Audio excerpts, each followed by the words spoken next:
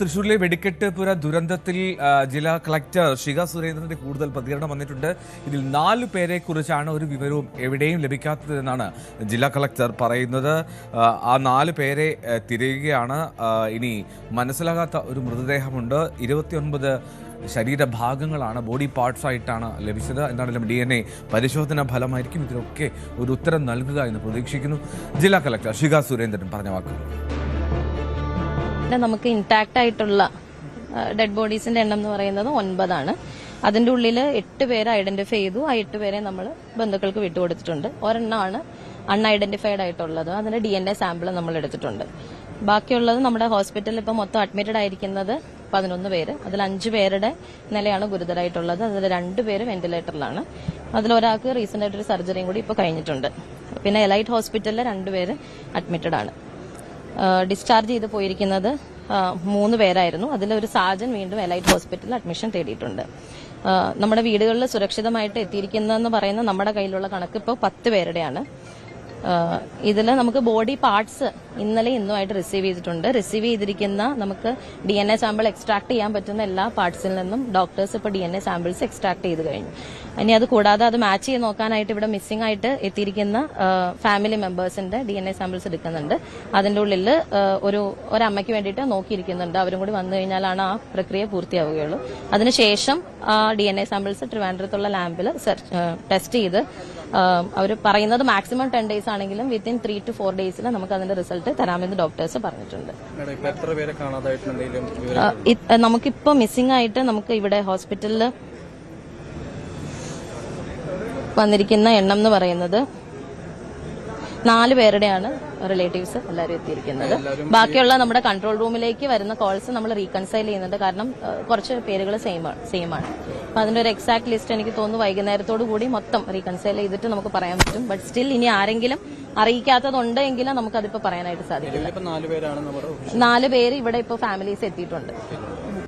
നവമി ദിനേശ് കൂടുതൽ വിവരങ്ങളിൽ സംബന്ധിച്ച് നൽകും. നവമി, ഇപ്പോൾ ശിഖ സുരേന്ദ്രൻ IAS പറയുന്നത് പോലെ ഈ DNA പരിശോധനാ ഫലം അതുവരെ കാക്കണമെന്നുള്ളത് ശരി തന്നെയാണ്. അതിനപ്പുറത്തേക്ക് ഈ ആരെയൊക്കെ മിസ്സിംഗ് ആണ് എന്ന് ഐഡന്റിഫൈ ചെയ്യാൻ പൂർണ്ണമായിട്ടും അത് ഇന്നത്തേക്ക് കൂടിയെങ്കിലും കഴിയില്ലേ നമുക്ക്?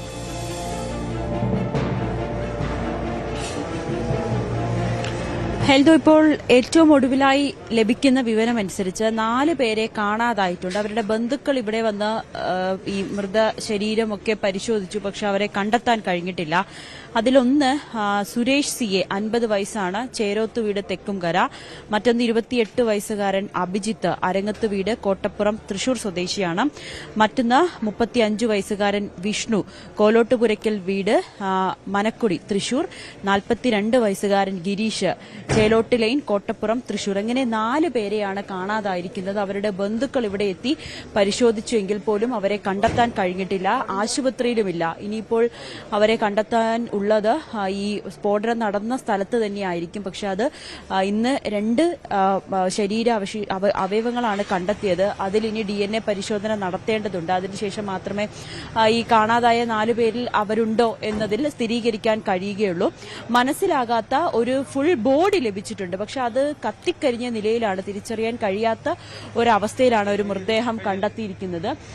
അതും ഇനി DNA പരിശോധനയ്ക്ക് വേണ്ടി DNA സാമ്പിൾ ശേഖരിച്ചു വെക്കുകയാണ്. ബന്ധുക്കൾ അന്വേഷിച്ചു വന്നു കഴിഞ്ഞാൽ DNA പരിശോധന നടത്തി മൃതദേഹം വിട്ടു നൽകും. 29 ബോഡി പാർട്സുകളും ഇപ്പോൾ മോർച്ചറിയിലുണ്ട്. അതും ഈ DNA എക്സ്ട്രാക്ട് ചെയ്ത് വെച്ചിട്ടുണ്ട്. ബന്ധുക്കൾ വന്നു കഴിഞ്ഞാൽ അവർക്ക് അതുമായി മാച്ച് ചെയ്താൽ വിട്ടു നൽകും. അങ്ങനെയാണ് ഇപ്പോൾ ക്രമീകരണങ്ങളൊക്കെ ഒരുക്കിയിരിക്കുന്നത്. ഇതിൽ 9 പേര്, നമുക്ക് ഔദ്യോഗികമായി 9 പേരുടെ മരണമാണ് സർക്കാർ അറിയിക്കുന്നത്. അതിൽ 8 പേരെ തിരിച്ചറിഞ്ഞിട്ടുണ്ട്. 8 പേരെയും തിരിച്ചറിഞ്ഞ് DNA പരിശോധന നടത്തി പോസ്റ്റ്മോർട്ടം കഴിഞ്ഞ് മൃതദേഹം കുടുംബത്തിന് വിട്ടു നൽകിയിട്ടുണ്ട്. അതിൽ മണികണ്ഠന്റെ സംസ്കാരവും കഴിഞ്ഞു. രാവിലെ ഉച്ചയോടുകൂടിയായിരുന്നു മണികണ്ഠന്റെ സംസ്കാരം നടത്തിയത്.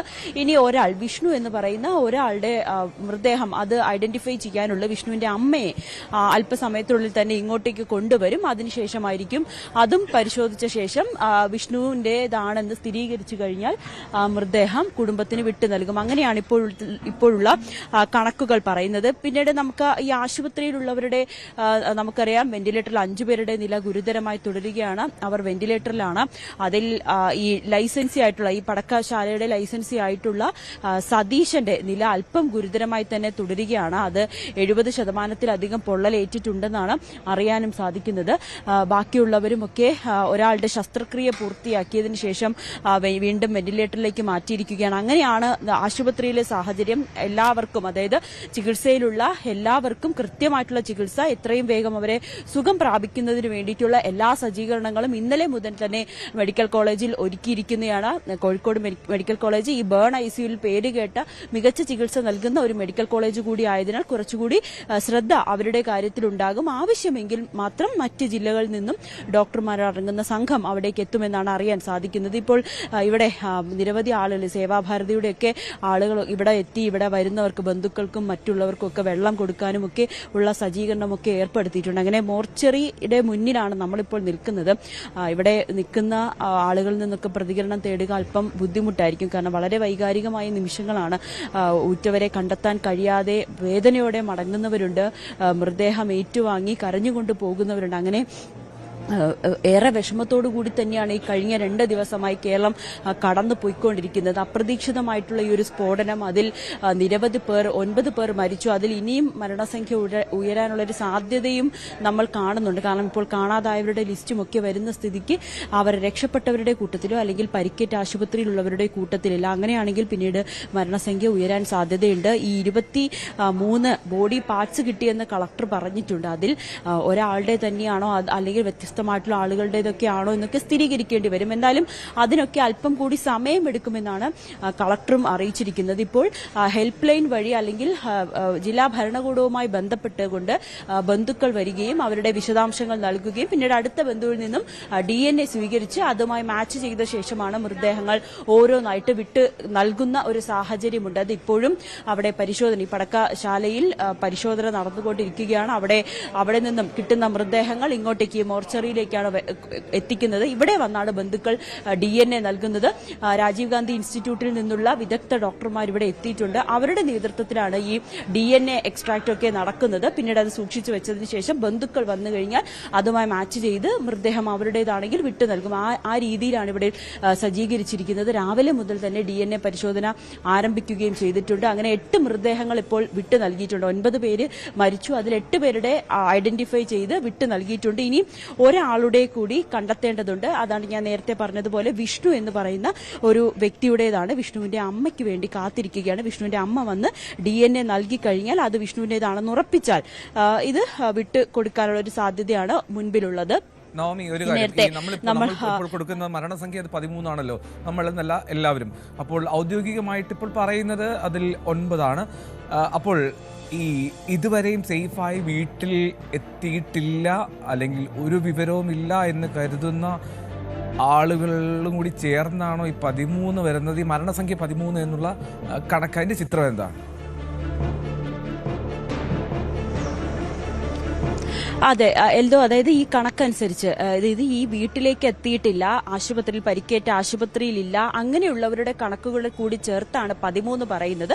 പക്ഷെ അത് സർക്കാർ കുറച്ചുകൂടി കാത്തിരിക്കുകയാണ്. ചിലപ്പോൾ ഈ അവർ ചിലപ്പോൾ വന്നേക്കാം, അല്ലെങ്കിൽ ബന്ധുക്കൾ കൂടി വന്ന് അത് സ്ഥിരീകരിച്ച ശേഷം ഔദ്യോഗികമായി പറയാമെന്നാണ് സർക്കാർ പറയുന്നത്. അവരുടെ കയ്യിലും ഈ 13 എന്നുള്ളൊരു കണക്കുണ്ട്. പക്ഷെ ഇത് കുറച്ചുകൂടി ആധികാരികത വേണം, അല്ലെങ്കിൽ ഇതൊക്കെ ഈ DNA ഒക്കെ പരിശോധിച്ച് ആ രീതിയിലേക്ക് വന്നെങ്കിൽ മാത്രമേ ബന്ധുക്കൾക്ക് വിട്ടു നൽകുന്നത് ഒക്കെ കണക്കാക്കി മാത്രമേ അത് ഔദ്യോഗികമായിട്ട് അവർക്ക് പറയാൻ സാധിക്കുകയുള്ളൂ. ആ കണക്കാണ് 9. പക്ഷേ വരും ദിവസങ്ങളിലോ വരും മണിക്കൂറുകളിലോ ഒക്കെ ഈ കണക്ക് ഉയരാനുള്ളൊരു സാധ്യത തന്നെയാണ്.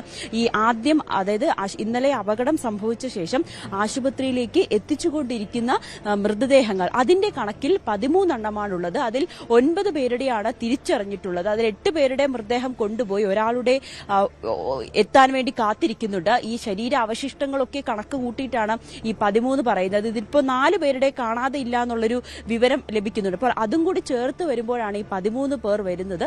എന്തായാലും വരും മണിക്കൂറുകളിലും വരും മിനിറ്റുകളിലും ഒക്കെ നമുക്ക് അതിന്റെ കുറച്ചുകൂടി സർക്കാർ തന്നെ അത് കുറച്ചുകൂടി ആധികാരികമായി അവലോകനം ചെയ്തതിന് ശേഷം പുറത്തേക്ക് വിടുമെന്നാണ് അറിയാൻ സാധിക്കുന്നത്. എന്തായാലും ഇന്നലെ ആശുപത്രിയിൽ നിന്നും സൂപ്രണ്ട് അടക്കമുള്ളവർ പറയുന്നത് 13 മൃതദേഹങ്ങൾ തന്നെയാണ്. അത് ഈ DNA പരിശോധന അല്ലെങ്കിൽ ബന്ധുക്കൾ എത്തിയതും കൂടി ചേർത്ത് വെച്ചിട്ടാണ് ഇപ്പോൾ 9 എന്നുള്ളൊരു കണക്കായിട്ട് സർക്കാർ പുറത്തുവിടുന്നത്. എന്തായാലും സ്വാഭാവികമായും ഉയരാനുള്ളൊരു സാധ്യത തന്നെയാണ്. കാരണം രക്ഷപ്പെട്ടവരെയും ആശുപത്രിയിൽ ചികിത്സയിലുള്ളവരെയൊക്കെ കൂട്ടി അതുകൂടി ഒഴിവാക്കി കഴിഞ്ഞാലുള്ള കണക്കാണ് ഇപ്പോൾ ആശുപത്രിയിൽ നിന്നും ലഭ്യമാകുന്നത്. അതിന്റെ അടിസ്ഥാനത്തിലാണ് മാധ്യമങ്ങൾക്കടക്കം 13 എന്നുള്ളൊരു കണക്ക് പറയുന്നത്. സർക്കാർ പറയുന്ന 9 ഇതിൽ ഈ DNA പരിശോധന അല്ലെങ്കിൽ കൃത്യമായിട്ട് ഈ സാമ്പിളുകളൊക്കെ പരിശോധിച്ച ശേഷമാണ് അത്തരത്തിലൊരു കണക്ക് വരുന്നത്. എന്തായാലും ഈ മരണസംഖ്യ ഉയരുമെന്ന് പറയുന്നത് ഈ 9 എന്നുള്ളത് സർക്കാർ കുറച്ചുകൂടി കണക്കുകൾ വന്നതിന് ശേഷം അല്ലെങ്കിൽ പരിശോധിച്ച ശേഷം ഉയരാനുള്ളൊരു സാധ്യതയാണ്. അതോടൊപ്പം തന്നെ വയലിൽ ഇപ്പോഴും കണക്കിൽ മാറ്റം വരാനുള്ള സാധ്യതയാണ് നവമി ചൂണ്ടിക്കാട്ടിയത്. എന്നാണെങ്കിലും സംസ്ഥാനത്തെ